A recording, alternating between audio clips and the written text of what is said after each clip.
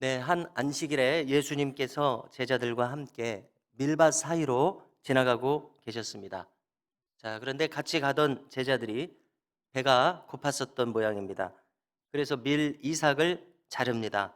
그것을 손으로 비벼서 먹습니다. 자, 여기서 제자들의 상황을 잠시 살펴봅니다. 제자들은 어떤 사람들이었습니까? 본래 어부 일을 하거나 세리 일을 봤던 사람들입니다. 그 일을 하고 있을 때는 그들의 생활이 보장되었을 것입니다. 굶는 일은 거의 없었을 것입니다. 그런데 이제 주님의 제자로 따라 나서고 보니까 거리에서 밀 이삭으로 허기를 메워야 할 만큼 그와 같은 처지가 됩니다. 여러분, 율법에 보면은요, 외국인과 가난한 자들을 위해서 이삭을 전부 이삭을 남기고 또 그 밭을 전부 추수하지는 말라, 남겨두라, 이렇게 기록되어 있는데요. 우리가 룻기에서 룻이 이삭 줍기를 하러 갔던 것도 바로 그 율법 때문에 받는 혜택이었습니다. 그래서 이 제자들은 마치 그 엘리야의 까마귀처럼 무엇인가 도움이 있어야 살 수 있는 입장이 되었을 것입니다.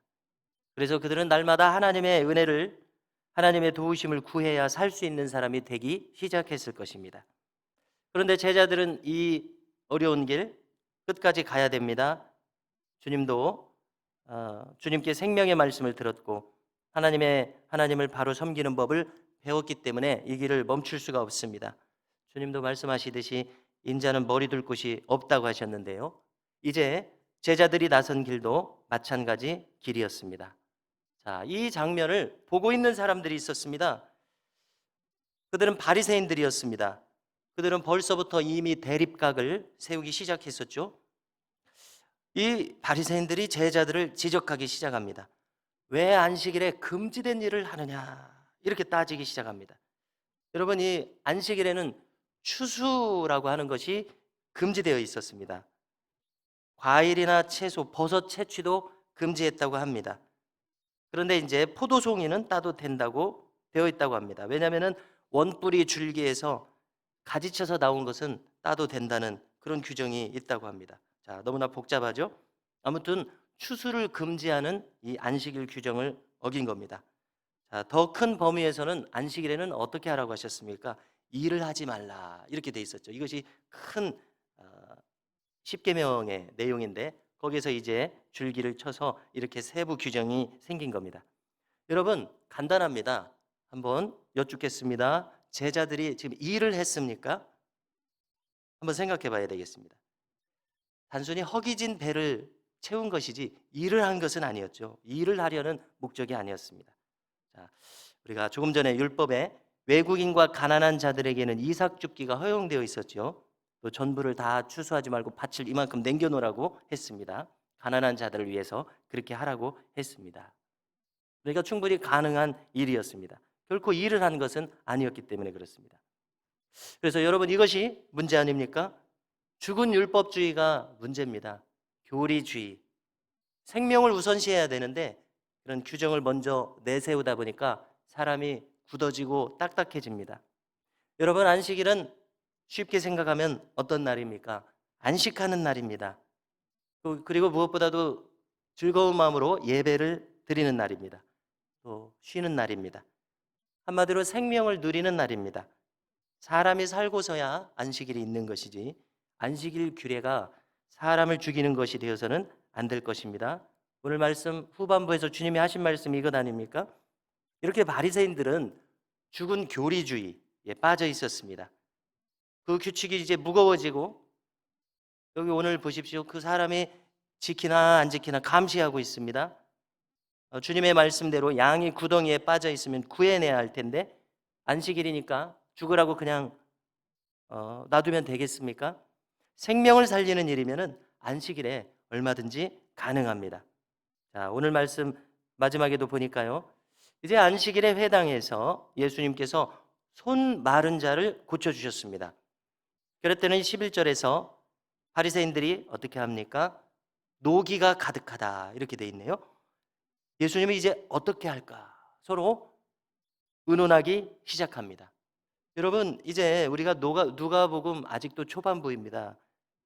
예수님께서 공생애를 시작하시자마자 초반부부터 바리새인들은 주님에 대해서 이렇게 분노하고 주님을 어떻게 해야 할지 이렇게 의논하는 모습을 보게 됩니다.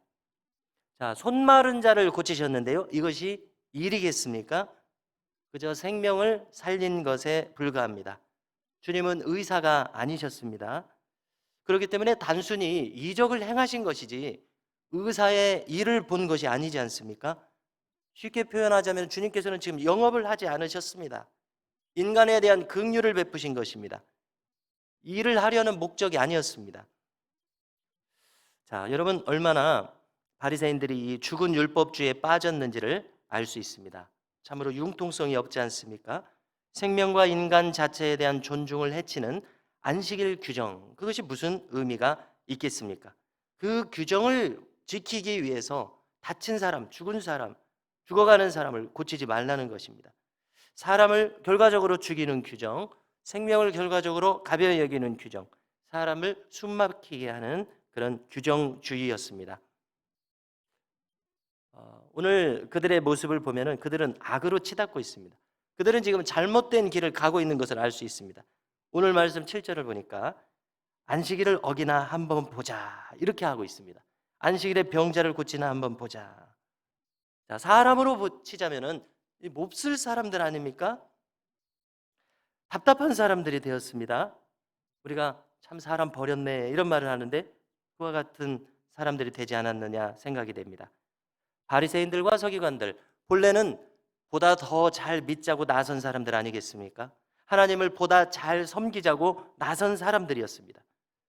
그들이 애초에 다른 목적이 있지 않았다면 어떻게 이렇게 될까 하는 생각을 하게 됩니다. 입신양명하려는 목적, 존경받으려는 목적, 호구지책으로 삼으려는 목적, 정말 그릇된 길을 가고 있습니다. 안식일에 병을 고치나 이렇게 감시하고 있는 모습, 너무나 어리석은 모습입니다. 자, 주님의 말씀을 듣겠습니다. 주님이 이제 이 바리새인들의 항의에 대해서 어떻게 답하셨습니까? 다윗이 안식일에 제사장으로부터 진설병을 받아서, 자, 진설병이라고 하는 것은 무엇입니까? 지성소에 들어가기 전에 성소에 떡상이 배열되어 있고 그 다음에 두 줄로 6개씩 떡이 준비되어 있습니다. 이스라엘 12지파를 준비하는 진설, 이렇게 배설해 놨다는 의미입니다. 광야에 만나를 주신 것, 하나님 말씀으로 살게 하신 것, 이런 것들을 상징하죠. 그래서 안식일마다, 그러니까 7일마다 이 진설병을 이제 교환하는 그런 규정이 있습니다.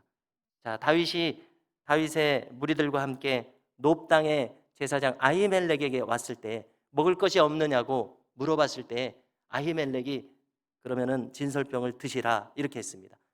제사장만이 먹을 수 있는 것인데 다윗의 일행에게 준 것입니다. 어떻게 한 것입니까? 제사장 아히멜렉이 우선 사람이 살고 봐야 되니까 제사장이 먹어야 하지만 다윗의 일행에게 이렇게 준 것입니다. 이걸 지금 가리키는 것입니다. 사무엘하 21장에 있습니다.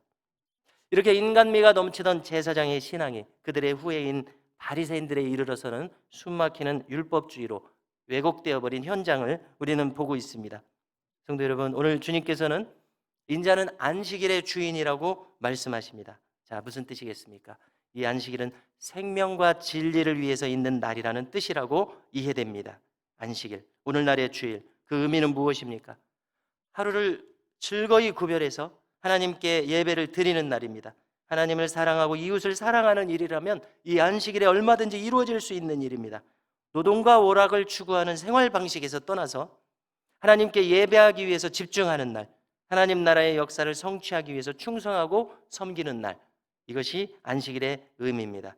성도 여러분, 우리는 진리와 생명을 충만케 하는 이 안식일의 의미를 실현하면서 살아야 될 줄로 믿습니다. 뿐만 아니라 매일매일의 삶도 확장된 안식일이 되어서 생명과 진리를 성취하는 날이 된다면 안식일의 의미를 실현하는 일상의 날이 될 것입니다. 이렇게 해서 모든 날들이 우리가 하나님 안에서 머물고 안식하는 의미 있는 안식하는 날들이 될 줄로 믿습니다. 이처럼 매일매일 생명과 진리를 향하여서 나아가며 하나님께 영광을 돌리는 우리 모두의 삶이 될 수 있기를 주님의 이름으로 축원합니다.